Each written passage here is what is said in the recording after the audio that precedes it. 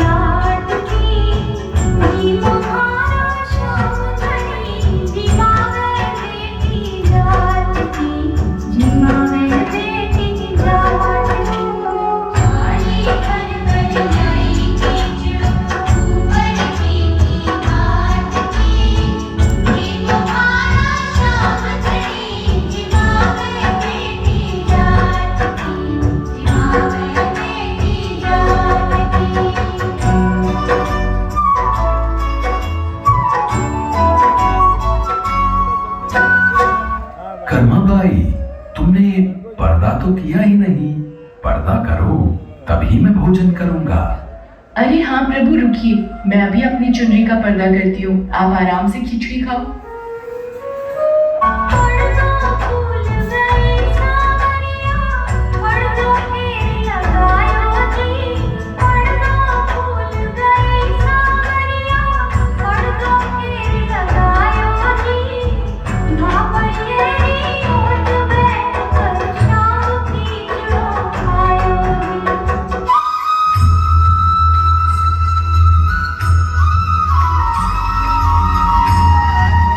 जय हो प्रभु, जय हो।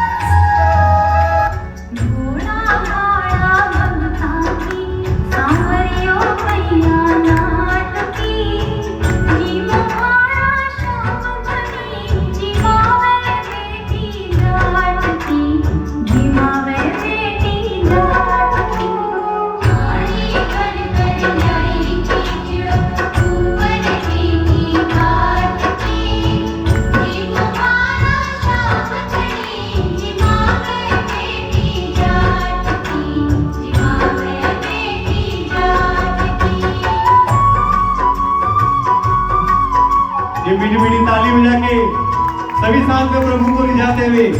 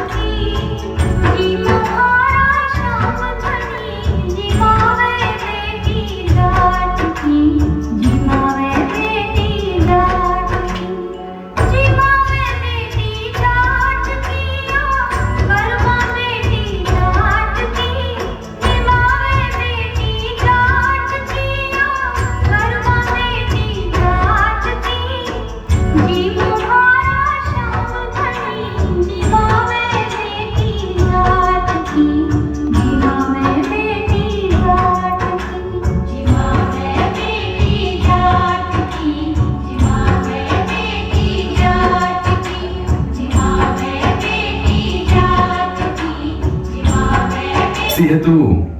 पिताजी मैं अच्छी हूँ, और आपके पीछे पहले दिन तो भगवान ने भोग ग्रहण करने में बहुत नखरे किए, फिर शाम को जाकर खिचड़ी खाई, और अब तो भगवान कृष्ण सुबह सुबह ही मेरी बनाई खिचड़ी खा लेते हैं।